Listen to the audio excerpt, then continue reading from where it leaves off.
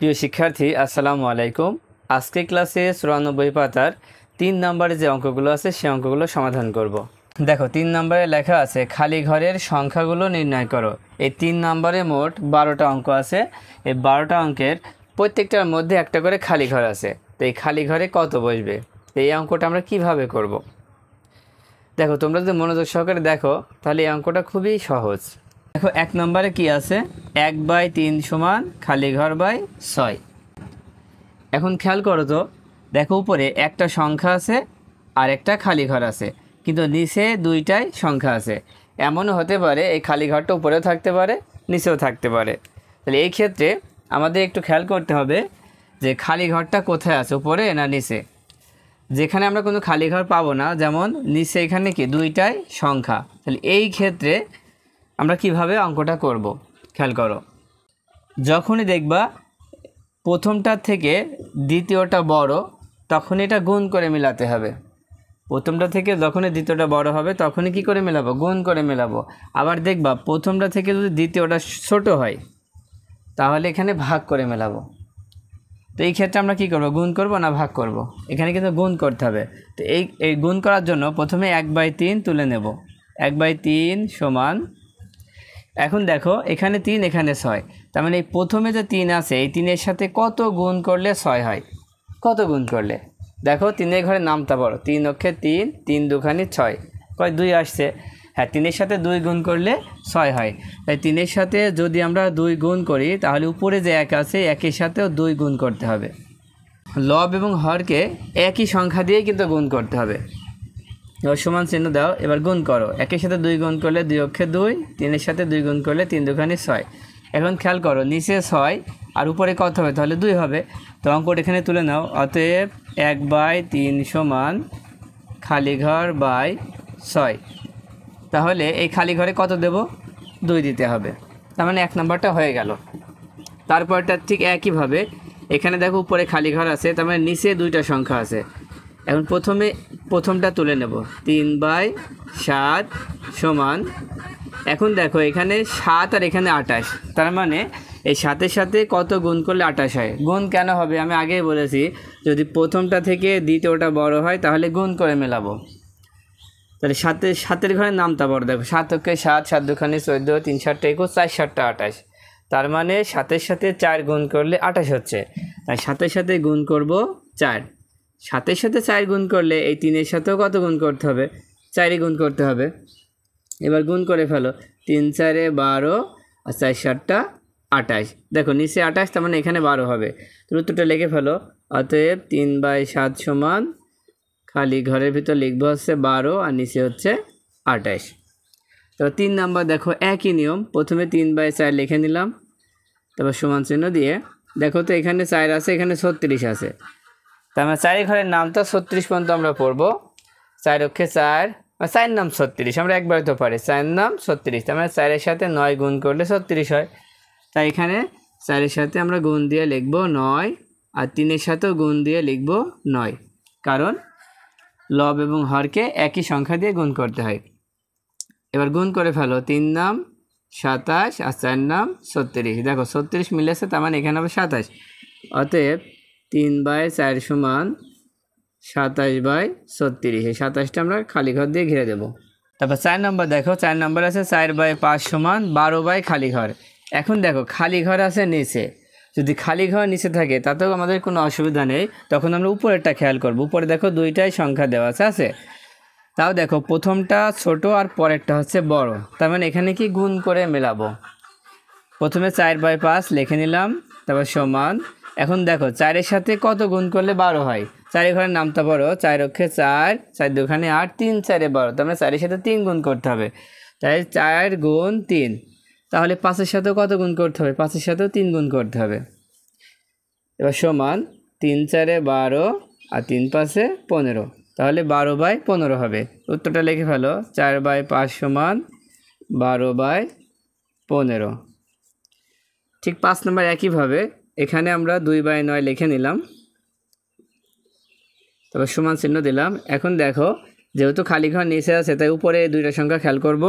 এখন এখানে আছে 2 আর এখানে আছে 16, তাহলে 2-এর ঘরের নামটা পড়বো 16 পর্যন্ত, কত হয় 8 দুখানি 16, তাই 2 এর সাথে গুণ করব 8, 2 এর সাথে 8 গুণ করলে এখানে যে 9 আছে 9 এর সাথে 8ই গুণ করতে হবে। এবার গুণ করে দাও, 8 দুখানি 16 আর 8 নাম 72। দেখো উপরে 16 আর নিচে হচ্ছে 72, অতএব 2/9 সমান 16/72, 72কে খালি ঘর করে দাও। তারপরটা দেখো ঠিক একইভাবে 5/8 সমান, এখন 5-এর সাথে কত গুণ করবো এটা তোমরা বলো, কত গুণ করবো এটা ভেবে বলো তো।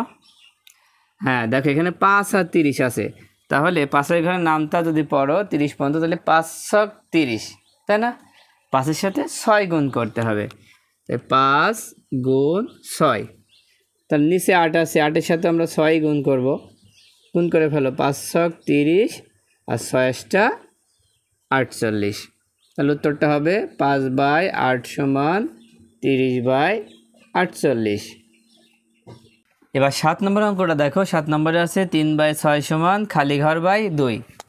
দেখো এখানে একটা বিষয় খেয়াল করো, দেখো উপরে 3 আছে, আবার এখানে খালি ঘর আছে, তার মানে যখন খালি ঘর থাকবে সেটা আমরা খেয়াল করব না, দেখব নিচে 2টা সংখ্যা আছে, তাই না? এই 2টা সংখ্যা আমরা খেয়াল করব। এখন দেখো প্রথমটা বড়, দ্বিতীয়টা ছোট। প্রথমটা বড় হয় আর যদি দ্বিতীয়টা ছোট হয় তাহলে কি করতে হবে? ভাগ করতে হবে। এবার কিন্তু ভাগ করে মেলাতে হবে। তাই প্রথমেই এই 3/6 লিখে নিলাম, 3/6 সমান, এখন এখানে আছে 2, তাই না? আর এখানে আছে 6, তাহলে 6কে কত দিয়ে ভাগ করলে 2 হয়? 6কে কত দিয়ে ভাগ করলে 2 হয়? এটা কীভাবে বের করবা? সহজ উপায় হচ্ছে এখানে যে সংখ্যাটা থাকবে সেই সংখ্যাটা দিয়ে 6কে ভাগ করো। দেখো 6কে যদি 2 দিয়ে ভাগ করো কত হয়? 3 দুখানি 6, তাহলে ওই 3 দিয়ে এই 6কে ভাগ করব। দেখো 6কে ভাগ করব 3 দিয়ে, তাই এই 3কেও আমরা ভাগ করব কয় দিয়ে? 3 দিয়ে। এবার 3 দিয়ে 3কে ভাগ করলে 1, 6কে 3 দিয়ে ভাগ করলে 2।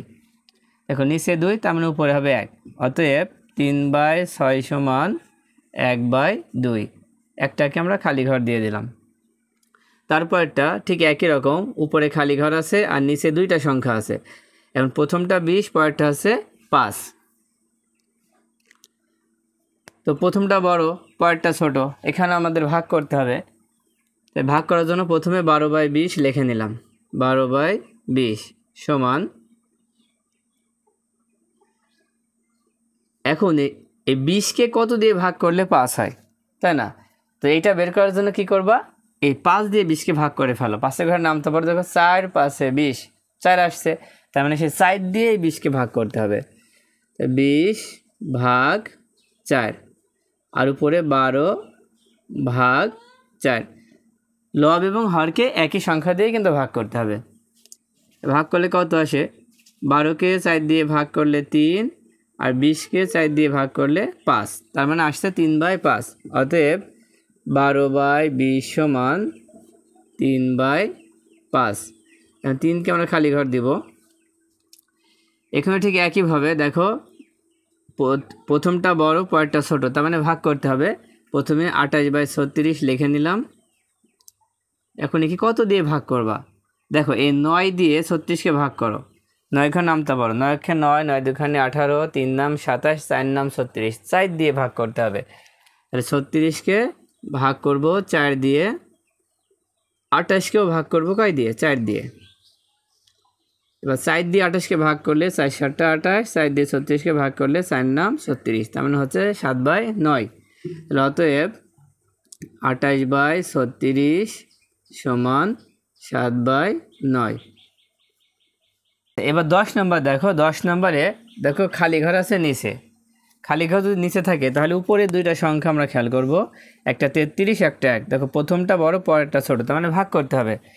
তাহলে লিখে নিই যে 33/66 সমান, এখন যেহেতু এখানে 1 আছে তার মানে 33কে 33 দিয়েই কিন্তু ভাগ করতে হবে। 33কে আমরা ভাগ করব কয় দিয়ে? 33 দিয়ে।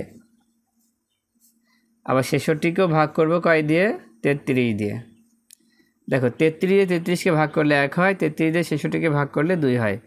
অতএব 33/66 সমান 1/ খালি ঘর দিয়ে 2 লিখে দেব। এটা দেখো এখানে আমরা প্রথমে 5/65 লিখে নিলাম সমান, দেখো এখানেও কিন্তু 1 আছে, তার মানে এই 5কে কত দিয়ে ভাগ করলে 1 হয়? 5কে 5 দিয়ে ভাগ করতে হবে, যখনই 1 থাকবে তার মানে এখানে যে সংখ্যা থাকবে সেই সংখ্যা দিয়ে ভাগ করব। 5/5, এখানে 65/5 ভাগ করে ফেলো। 5কে 5 দিয়ে ভাগ করলে 1 হয়, 5 দিয়ে 65কে ভাগ করলে 5 13 65, অতএব 5/65 সমান 1/13, 13 হচ্ছে খালি ঘর। দেখো সর্বশেষ যে অঙ্কটা আছে 12/54 সমান 2 খালি ঘর, তার মানে এই দুইটা আমরা খেয়াল করব। দেখো প্রথমে 12/54 লিখে নিলাম, লেখার পরে এখন 12কে কত দিয়ে ভাগ করলে 2 হয়? তার মানে এখন 2 দিয়ে ভাগ করে দেখো 6 দুখানি 12, তার মানে 6 দিয়ে ভাগ করলে 2 হবে। 12কে ভাগ করব 6 দিয়ে, আর 54কেও ভাগ করব 6 দিয়ে। 6 দিয়ে 12কে ভাগ করো, তাহলে 6 দুখানি 12, 6 দিয়ে 54কে ভাগ করো, 6 নাম 54, তাহলে উত্তরটা হচ্ছে 12/54 সমান 2/9, এই 9টা হচ্ছে খালি ঘর। আশা করি অঙ্কগুলো বুঝতে পেরেছ। যদি ভালো লাগে অবশ্যই একটা কমেন্ট করে জানাবে।